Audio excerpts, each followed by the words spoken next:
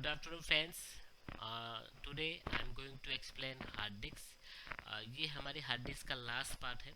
Okay, और ये part के अंदर हम बात करेंगे हार्ड डिस्क को आइडेंटिफाई कैसे करते हैं, हार्ड डिस्क के अंदर ट्रबल शूटिंग कैसे कर सकते हैं और उसकी यूटिलिटी क्या है जिसके द्वारा हम हार्ड डिस्क के साथ ट्रबल शूटिंग कर सकते हैं। तो चलो दोस्तों, यहाँ पे बात करते हैं हार्ड डिस्क। तो एक हार्ड डिस्क जब होती है तो हार्ड डिस्क को आइडेंटिफाई करना है तो आप उसके इंटरफेस के आधार पे भी उसको आइडेंटिफाई कर सकते हैं। मतलब सबसे पहली प्रायोरिटी होती है उसके इंटरफेस।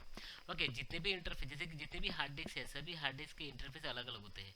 अगर आईडी हार्ड डिस्क होता है तो उसके अंदर उसके इंटरफेस होते हैं 40 पिंस। इसके अंदर 40 पिंस का कनेक्टर होता है। ओके, उसको हम आईडी कनेक्टर बोलते हैं। अगर साटा हार्ड डिस्क मेरे पास है तो साटा हार्ड डिस्क के अंदर आप देख सकते हो 7 पिन का साटा कनेक्शन होता है और 15 पिन का क्या होता है, पावर कनेक्टर होता है, साटा कनेक्टर। ओके, अगर स्कर्जी है तो स्कर्जी हार्ड डिस्क जो होती है उसको आइडेंटिफाई करना है उसके इंटरफेस से। तो 25 पिंस होती है उसके अंदर या 50 पिंस होती है। ओके, फिर 6 से 8 पिंस अवेलेबल होती है तो आप उसको इसके कनेक्टर से भी आप आइडेंटिफाई कर सकते हैं। ओके, फिर यूएसबी हार्ड डिस्क तो आपको पता है। तो चलो बात करते हैं how to identify hard disk. तो हार्ड डिस्क को आइडेंटिफाई करने के लिए दो मेथड है, एक होता है उसके इंटरफेस और दूसरा अगर उसको आइडेंटिफाई करना हार्ड डिस्क को दूसरे लेवल से भी आप उसको आइडेंटिफाई कर सकते हैं। ओके, तो चलो लेबल हम देखते हैं। तो सबसे पहले उसके इंटरफेस के आधार पे आपने हार्ड डिस्क को आइडेंटिफाई किया, दूसरा होता है उसका लेबल। तो ये जो लेबल है तो ये लेबल पे आप देख सकते हो इन्फॉर्मेशन। जैसे कि ये इन्फॉर्मेशन जो बता रहा है वो कंपनी का नाम बता रहा है, ये कंपनी की इन्फॉर्मेशन बता रहा है कौन सी कंपनी की ये हार्ड डिस्क है। इसके बाद ये जो बता रहा है वो उसकी कैपेसिटी बता रहा है, मतलब कितने जीबी की, कितने टीबी की, कितने ओके जीबी की ये हार्ड डिस्क है वो कैपेसिटी बता रहा है। यहाँ पे हार्ड डिस्क का ये model number sorry serial number बता रहा है। ओके, तो आप यहाँ पे देख सकते हो ये हार्ड डिस्क का सीरियल नंबर बता रहा है। यहाँ पे ये इसका मॉडल नंबर बता रहा है, आप यहाँ पे देख सकते हो इसका मॉडल नंबर है। सेम थिंग्स यहाँ पे भी आप देख सकते हो इसका मॉडल नंबर और ये हार्ड डिस्क कब बनी थी। ओके, अगर कई हार्ड डिस्क के लेबल पे आपको, अगर साटा हार्ड डिस्क है तो साटा हार्ड डिस्क पे लिखा होता है जैसे कि साटा 1.5। ओके, मतलब ये 1.5 जीबी की हार्ड डिस्क है, जीबीपीएस की हार्ड डिस्क है। ओके, कई हार्ड डिस्क पे कुछ लेबल पे आपको साटा 300 लिखा होता है। ओके, मतलब ये 3.0 जीबी ट्रांसफर कर सकता है एट ए टाइम, मतलब साटा 3.0 है।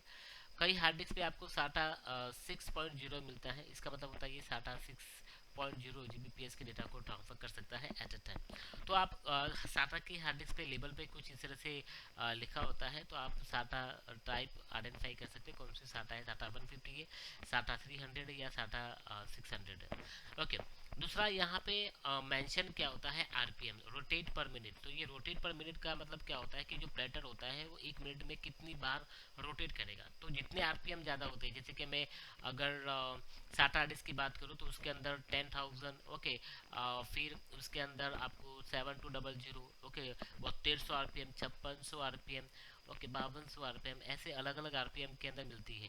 अगर मैं आईडी हार्ड डिस्क की बात करूँ तो आईडी हार्ड डिस्क के अंदर आपको प्लेटर जो होता है वो 300 आरपीएम से मूव करता है। तो आप देखो यहाँ पे अगर आरपीएम जितने ज़्यादा होते हैं उतनी ही डेटा ट्रांसफर रेट ज़्यादा होता है, डेटा को रीड करने की स्पीड भी ज़्यादा होती है।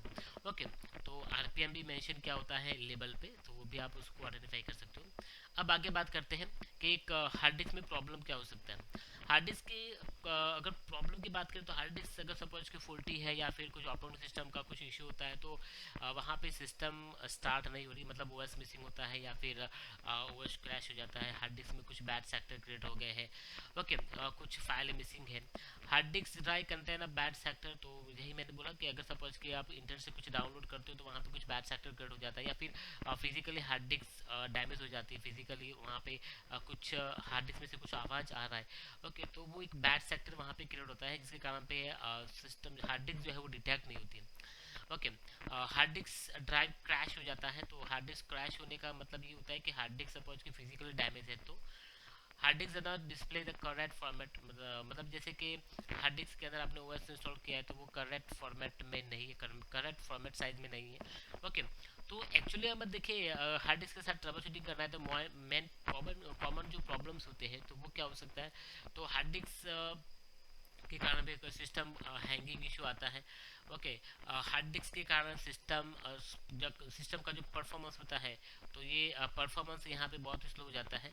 ओके, तो परफॉर्मेंस की बात करें तो ये परफॉर्मेंस यहाँ पे बहुत स्लो हो जाता है हार्ड डिस्क का। दूसरी हम बात करें तो कोई फाइल यहाँ पे हम रखते हैं, कोई पर्टिकुलर ड्राइव हम क्रिएट नहीं कर सकते या कोई पर्टिकुलर ड्राइव को हम डिलीट नहीं कर सकते, ये भी इशू हो सकता है।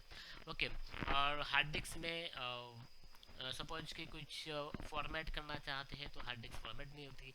तो इतने सारे इशू आप हार्ड डिस्क में देख सकते हैं, but common issue system hanging होना या फिर पर्टिकुलर जो परफॉर्मेंस है उस पर आप देख सकते हो। ओके, तो ये आप सॉल्व कर सकते हो। इसके लिए आप अलग अलग टाइप की यूटिलिटी यूज़ कर सकते हैं। ओके, इसके लिए आप यहाँ पे SFC यूटिलिटी यूज़ कर सकते हो। इसके लिए आप यहाँ पे टेम्पररी फाइल को डिलीट कर सकते हो, टेम्प फाइल डिलीट कर सकते हैं। इसके लिए आप यहाँ पे परसेंटेज टेम्प फाइल भी डिलीट कर सकते हो।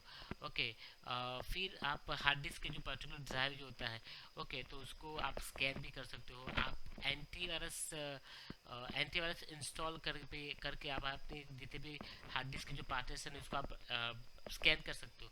तो इससे क्या होता है, सिस्टम का परफॉर्मेंस अप हो जाता है। ओके, हाई हो जाता है। तो ये सब मैंने यूट्यूब आपको बता दिया। ओके, एंटीवायरस डालना, फिर ये टेम्प फाइल को रिमूव करना, SFC के द्वारा सिस्टम फाइल को चेक करना अगर ओएस का लोडिंग का इशू आ रहा है तो। ओके, तो ये सब यूटिलिटी के द्वारा आप एक हार्ड डिस्क के अंदर ट्रबल शूटिंग कर सकते हैं। ओके, तो बस यही हमारा हार्ड डिस्क का यहाँ पे चैप्टर पूरा होता है। प्लीज़ वीडियो अगर लाइक करोगे तो सही रहेगा, और वीडियो को शेयर कीजिए और चैनल को सब्सक्राइब कीजिए। Thank you very